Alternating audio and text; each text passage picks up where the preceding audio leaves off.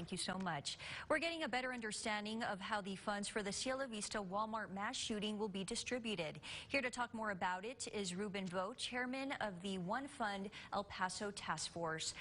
Thank you so much for being here with us. Thank you for having me, Natasha. So, Ruben, talk to us about some of the measures you're taking for those getting those funds to the victims.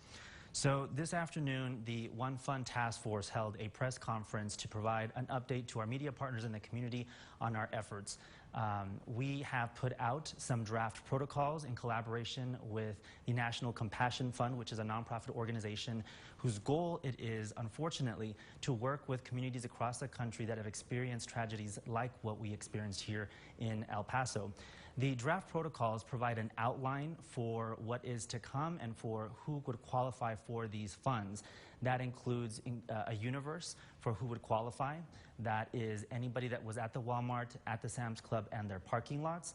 It also outlines 4 categories for who could also apply for these funds. That's families that had a loved one that was killed during August 3rd, individuals that were hospitalized, individuals that sought outpatient treatment, and anyone that might have been witness to the shooting or the aftermath that sought mental health services.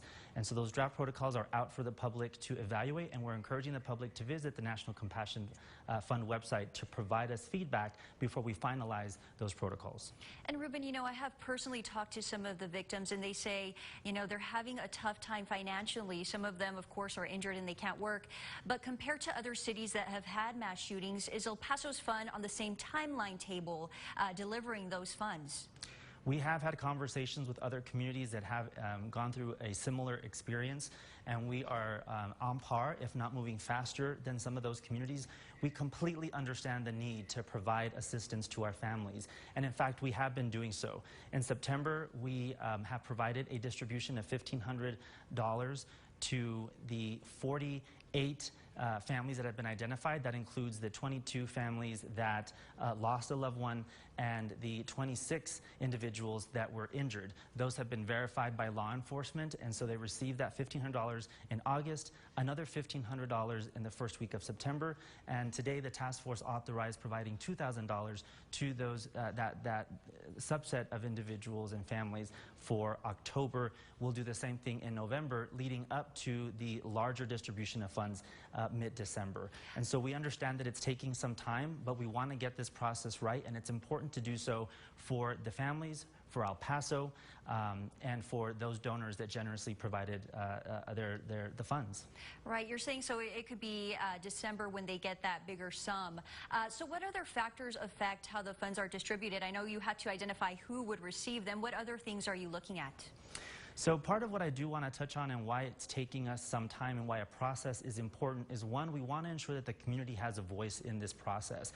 Again, as mentioned, we put out these draft protocols, and we also want to ensure that we are respectful of the individual needs of the families. And in saying that, you know, families are complicated. There are legal issues that have to be sorted out. Do we give any funds to the eldest son, to the spouse? Is there a will in place? Does a trust need to be established for a minor child?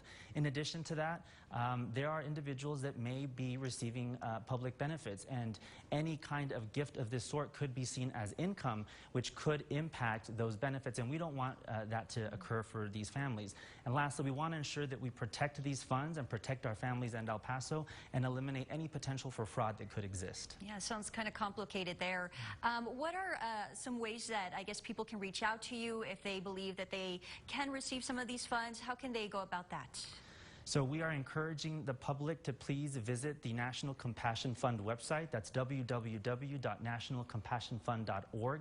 On that website, we're encouraging victims and their families to sign the contact form that is located there.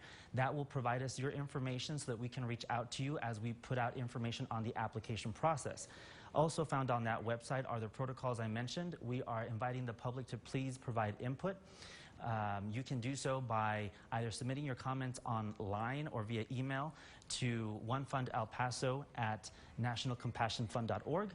You can do so by contacting the number that is on that website and provide your comments there. We're also hosting a town hall meeting on September 26th at 5:30 at Burnham Elementary School, and we encourage the public to attend as well. Again, we don't want to make these decisions in a vacuum, and we encourage the public to provide us their input. All right, Ruben Vogt, Chairman of the One Fund El Paso Task Force, thank you so much for giving us some insight into this whole process. We appreciate it. Thank you, Natasha.